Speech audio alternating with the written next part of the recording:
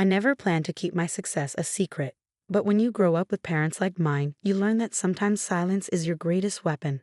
My name is Sarah Chin, and this is the story of how I built a $900 million company while my family thought I was failing. The garden table at my parents' weekly family dinner felt smaller than usual that Friday evening. Maybe it was the weight of the news I knew was about to break, or maybe it was just the suffocating disappointment that seemed to radiate from my mother's perfectly pressed silk blouse. "Sarah, darling," Mom began, delicately cutting into her salmon. "I ran into Janet Wong at the club yesterday. Her daughter Jessica just made junior partner at Goldman Sachs." She paused, letting the achievement hang in the air like a guillotine blade. "Wasn't she in your class at Harvard?" I took a slow sip of water, already knowing where this was heading. "Yes, Mom, we had several classes together." "Such a smart girl," Dad chimed in, not looking up from his phone. "Following the proper path. Unlike some people who throw away perfectly good careers to play entrepreneur in their garage. 3 years ago, their words would have cut deep, but tonight, they barely touched me." I checked my watch, 7:45 p.m. 15 minutes until the Wall Street Journal article went live. "Speaking of my garage startup," I said, pulling out one of my business cards and sliding it across the table. "I brought you a new card. We rebranded last month." Dad picked it up between his thumb and forefinger like it might be contaminated. "Chin Innovations," he read with a smirk. "Very original, Sarah. What happened to that cute little name you had before? Something about butterflies?" "Chrysalis Tech," I corrected him. "We outgrew it." Mom put down her fork, concern etched across her perfectly maintained features. "Sweetheart, I think it's time we had a serious discussion about your future. You're 32 now. All your cousins are established in their careers, starting families.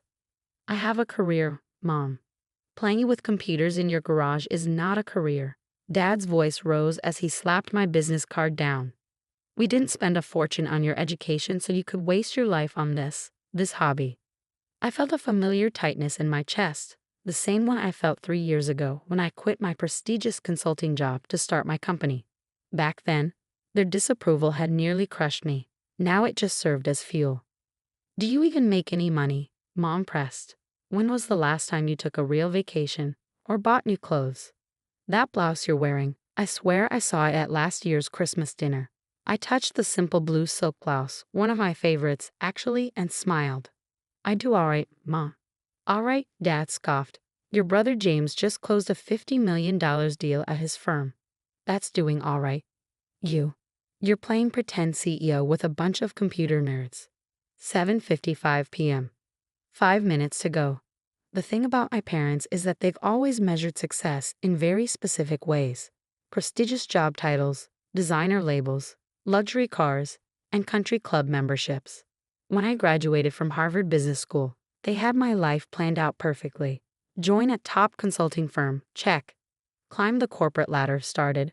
Marry a suitable man from our social circle, pending, and live the life they'd worked so hard to provide. Instead, I discovered something they couldn't understand, a vision. It happened during a routine consulting project. I was helping a major bank upgrade their cybersecurity systems when I noticed a fundamental flaw in how financial institutions handled digital transactions. There was a gap, small but significant, that no one else seemed to see, a way to make digital banking not just secure, but virtually unhackable. The idea consumed me. I spent months researching, developing, testing. When I finally understood what I had, I tried to explain it to my firm's partners. They patted me on the head, metaphorically, and told me to focus on my assigned projects. So I quit. The day I told my parents I was leaving my six-figure consulting job to start a cybersecurity company, you'd have thought I'd announced I was joining a cult. Mom cried. Dad yelled. My brother James, the golden child, tried to have me committed for a mental health evaluation. "At least tell me you're still meeting with that nice Richard Wong," Mom said now, bringing me back to the present. "His investment firm is doing very well, and he comes from such a good family." I checked my phone. 7:59 p.m. Actually, Mom, Richard's firm tried to invest in my company last year. Really? Dad's head snapped up. What happened? I turned them down. Their valuation was too low. Mom threw up her hands. Of course you did. Heaven forbid you take advice from successful people who know what they're doing. 8 o'clock p.m. Right on cue, 3 phones chimed simultaneously, mine, Dad's, and James's, who had been uncharacteristically quiet all evening. Breaking news alerts from the Wall Street Journal. What the Dad's voice trailed off as he read the headline. His face, normally tanned from weekend golf sessions, went pale. Mom looked between us. Robert, what is it? James let out a low whistle as he read his phone. Holy shit, Sarah. With trembling fingers, Dad read the headline aloud. Tech startup Chen Innovations reveals revolutionary banking security protocol. Major banks bid war drives valuation to $900 million. The silence that followed was the sweetest sound I'd ever heard. You see, while my parents thought I was failing, playing entrepreneur in my garage, I've been building something revolutionary. Those computer nerds they dismissed, world-class engineers and cryptographers who believed in my vision. That garage, a secure development facility with more computing power than most universities. And today, after 3 years of work, dozens of patents, and successful pilot programs with 3 major banks, we were finally going public with what we built. 900 million? Mom stammered, reaching for Dad's phone.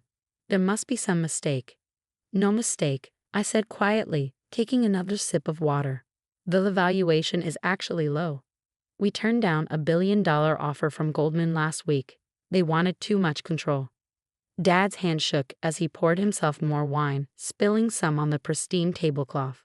Mom didn't even notice, too busy scrolling through the article, her eyes growing wider with each paragraph. The article doesn't even tell the whole story. I continued, warming to my subject. Would you like to know how many banks are currently bidding for our technology? Or how many government agencies have requested meetings? Or maybe you'd be interested in knowing that Richard Wong's firm is now offering 20 times what they offered last year. James let out another whistle. Sis, why didn't you tell me? I could have helped with the legal side. The same way you helped by suggesting I needed psychiatric help when I started the company? He had the grace to look ashamed.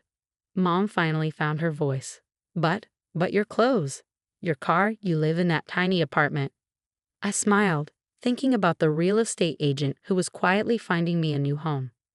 Did it ever occur to you that I might have different priorities than designer labels and luxury cars? That success isn't always visible on the surface. All this time, Dad muttered, still staring at his phone. All those dinners where you mocked my choices, belittled my dreams, treated me like a failure. I kept my voice calm, but I could feel years of frustration bubbling up. Yes, Dad, all this time.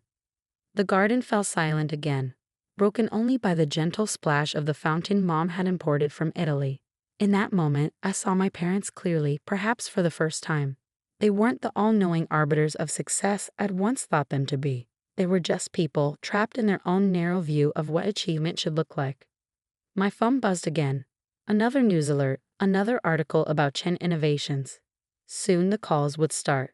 Investors, journalists, potential clients. Our quiet phase was over, and everything was about to change. I stood up, smoothing down my old silk blouse. I should go. It's going to be a busy few days. Sarah, wait, Mom called out as I reached for my bag. We should celebrate. I'll call the club, arrange a party. Actually, I'm hosting a company celebration next week. Nothing fancy, just a dinner for my team. The brilliant computer nerds who helped build this company. You're welcome to come if you'd like to meet them. I walked to my car, my practical 3-year-old Toyota, leaving them at the table, still shell-shocked. As I drove away, I caught a glimpse of them in my rearview mirror. Dad still staring at his phone, Mom dabbing at her eyes with her napkin, James shaking his head in disbelief. Part 2. The Truth Behind Success. The next morning, my office was barely recognizable. Gone was the peaceful space where I built my company. In its place, a whirlwind of activity filled every corner. PR teams huddled around conference tables, investors waited in the lobby, and my phone hadn't stopped ringing since dawn. Sarah, Goldman's on line 3, my assistant Rachel called out as I navigated through the chaos. And your mother's called 6 times. I paused. Of course she had. Take messages for both. My garage startup occupied the top 3 floors of a renovated warehouse in the city's tech district. Not that my parents had ever visited to know this. The garage they imagined was actually 30,000 square feet of state-of-the-art research and development space. The computer nerds were a team of over 100 brilliant engineers, cryptographers, and security experts from around the world. Team meeting in 5, I announced, heading to our main conference room. As I walked, I caught my reflection in a window, still wearing yesterday's old silk blouse. Mom would be horrified. The thought made me smile. The conference room filled quickly. These faces, some tired from working through the night, others excited by our public revelation, were the real story behind Chen Innovation's success. People who believed in the vision when it was just sketches on a whiteboard. First, I began, looking around the room. Thank you all for your extraordinary work. The security protocols we've developed together will change how the world handles digital transactions. You should be proud. Dr. Patel, our lead cryptographer, raised his hand. What about the acquisition offers? Ah, the billion-dollar question. Literally. As of this morning, we've received offers from 6 major banks and 3 tech giants. I paused, letting that sink in. But we're not selling. The room erupted in cheers. They understood what I'd known from the beginning. Our technology was too important to be controlled by any single institution. My phone buzzed again. Another text from Mom. Darling, the club is free next Saturday for your celebration. I've already spoken to the event planner. I put the phone away. She still didn't get it. Later that afternoon, as I finally caught a moment alone in my office, my mind wandered back to how this all started. Not the moment I discovered the security flaw. That was just the spark. The real beginning was a conversation I had with my grandmother before she passed away.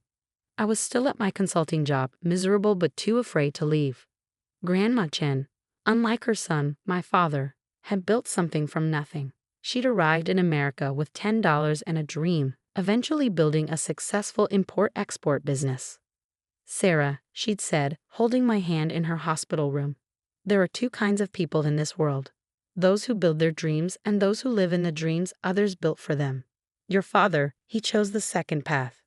But you, my girl, you have the builder's spark in your eyes. She passed away 2 weeks later. I quit my job the next day. The early days were brutal. I emptied my savings, sold my designer wardrobe, much to Mom's horror, and moved into a tiny apartment to fund initial development. My first team members worked for equity because I couldn't afford salaries. We really did start in a garage, my landlord's, actually, which we rented for extra workspace. Dad's words from those days still echoed. You're throwing your life away on a fantasy. But we weren't. Every sleepless night, every failed test, every ramen dinner brought us closer to something revolutionary. Our security protocol didn't just patch the vulnerability I'd discovered, it completely reimagined how digital systems could protect themselves. A knock at my office door broke through my memories. James stood there, looking uncomfortable in his $1,000 suit. The receptionist almost didn't let me up, he said, attempting a joke. Quite a change from your garage. I gestured for him to sit. What brings you here, James? Mom's crying, Dad's drinking, and I? He trailed off, looking around my office. I owe you an apology. That mental health evaluation thing. I was wrong. Yes, you were. He fidgeted with his tie. Look, my firm would love to handle your legal work. With all these offers coming in. Stop. I held up my hand. That's not an apology. That's an attempt to profit from my success. His face reddened. Sarah, be reasonable. We're family. Funny, that didn't matter when you all thought I was failing. Another knock saved him from responding. Rachel poked her head in. Sorry to interrupt, but the team needs you. We're seeing some unusual patterns in the test deployment. I stood up. I have to go. Real work to do. Sarah, James called as I reached the door. How did you know? How did you know it would work when everyone said you were crazy? I thought about Grandma Chen, about those early days in the actual garage, about the moment our first prototype succeeded. I didn't know, I answered honestly. I just knew I had to try. That's the difference between builders and dreamers, to James. Builders don't need certainty. They just need courage. Leaving him in my office, I headed to the R&D floor where my team was gathered around a bank of monitors. This was my real family, the ones who believed, who built, who sacrificed. Dr. Patel waved me over. Look at this pattern in the neural network. It's evolving faster than our projections. As I lost myself in the technical discussion, my phone buzzed one last time. A text from Mom. "Darling, please. Let us make this right. We're having a small dinner party tomorrow. Just a few close friends who'd love to hear about your success." I turned off the phone. They still didn't understand.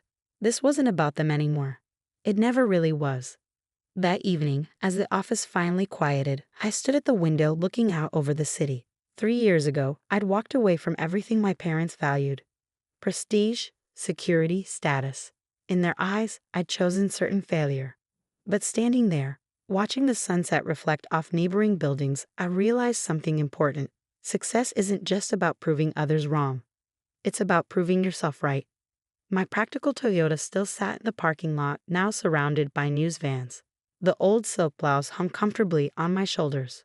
Tomorrow, I face more investors, more journalists, more family drama. But tonight, in this moment, I was exactly where I needed to be. My phone lay silent on my desk, but I knew what was happening across town. Mom would be calling her friends, trying to spin this revelation into something that fit her worldview. Dad would be researching my company, finally reading the patents he'd dismissed as fantasy. James would be calculating how to benefit from his connection to me. Let them. Their actions said more about them than they ever did about me. Dr. Patel appeared at my door. "Sarah, the team's ordering dinner. That little Vietnamese place you love. Want to join?" I smiled, thinking about the celebration Mom was probably still planning at the country club. Absolutely. As we walked to the elevator surrounded by empty energy drink cans and whiteboards covered in complex algorithms, I felt a deep sense of peace. This was success, not the valuation, not the headlines, but this. Building something meaningful. Leading a team that shared my vision. Staying true to myself even when everyone I loved said I was wrong. The next morning, a package arrived at my office. Inside was an old, worn business card for Chen Imports and Exports, and a handwritten note. "Found this in your grandmother's things. Thought you should have it. Dad." I pinned the card to my wall, right next to my joke of a business card that he'd mocked just days ago. Grandma Chen would have understood. She would have been proud not of the $900 million valuation, but of the courage it took to get here. My phone buzzed. Rachel this time. The Pentagon's on line 1. They want to discuss potential applications. I smiled, picking up the phone. Time to build something even bigger. Because that's what builders do. We don't wait for permission. We don't need validation. We see possibilities where others see problems, and we have the courage to chase them. As for my parents, maybe someday they'll understand that success isn't always measured in designer labels and country club memberships. Maybe they'll learn that true achievement often comes quietly, wrapped in determination and late-night coffee runs rather than silk and status. But even if they don't, I know who I am.